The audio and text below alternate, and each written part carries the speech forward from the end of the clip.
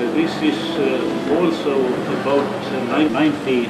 Klaipėdos universiteto tyrinėtojai mano atradę per Antrąjį pasaulinį karą prie Estijos krantų nuskendusi pirmąjį tuometinio Lietuvos karo laivyno laivą prezidentas Antanas Smetona. Praėjusią savaitę universiteto atstovai Lietuvos jūrų laivyno laivu Jotvingis išplaukė į Suomijos įlanką, kur po 2 dienas trukusios ekspedicijos kartu su Talino jūrų muziejaus tyrėjais Estijos teritoriniuose vandenyse aptiko nuskendusio laivo liekanas. Klaipėdos universiteto rektorius Vladas Žulkus sako, jog didelė tikimybė, kad šį kartą aptiktos būtent laivo prezidentas Antanas Smetona liekanos. Tačiau šią hipotezę dar reikės patvirtinti Baltijos jūros gelmėse atlikus detalesnius tyrimus. Peržiūrėję šios praeitos nakties medžiagą, tik tai mes pastebėjom vieną objektą ir dar kartą jį patikrinę sonaru. Nusprendėm vienareikšmiai, kad tai yra naujai atrastas iki šiol nežinomas nuskendęs laivas. Ir vėliau mes nuomonę, tai visai gali būti ir mūsų ieškomas laivas prezidentas Smetona. Todėl, kad jis yra tame kely, kuriuom buvo plaukiama karo metu tarp salų iš Helsingio į Taliną. Bus daromi papildomi tyrimai, kuriuos atliks estai.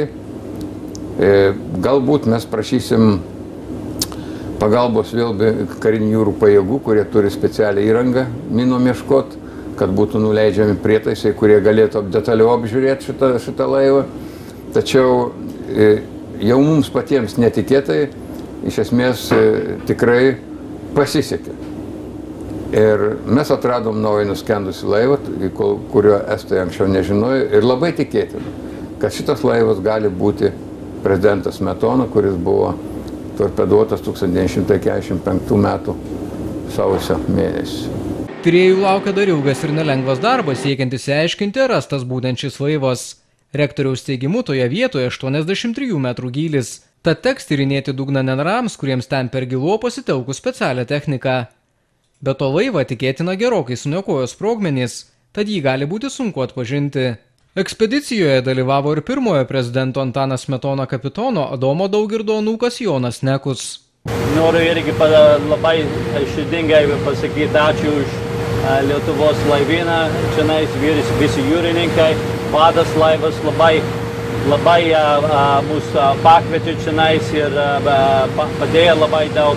Tai jeigu jie nepadėtų, tai negalėtum šitą dalyką padaryti. Tai valstybė, jūrininkai, tai dėkui labai. Ir vėl klausim, kad mums reikės kitais metais pradėti. Tai įspūdinga labai didelis. Anot Krašto apsaugos ministerijos šį laivą Lietuvos vyriausybė 1927 metais nupirko Vokietijoje.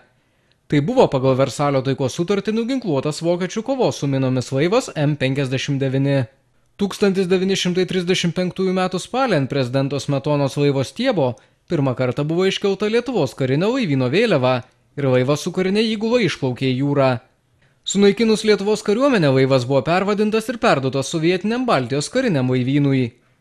Laivas nuskendo per Antrąjį pasaulinį karą. Yra keletas jo žūties versijų.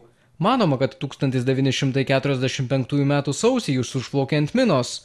Kita versija, kad Suomijos įlankoje tada jie atakavo ir nuskandino vokiečių povandeninis laivas. 2007-aisiais estai buvo paskelbę, jog aptiko prezidento Antano Smetonos laivo liekanas, bet vėliau paaiškėjo, kad tai kitas laivas. Buvo ir daugiau bandymų ieškoti šio laivo, tačiau jie buvo nesėkmingi.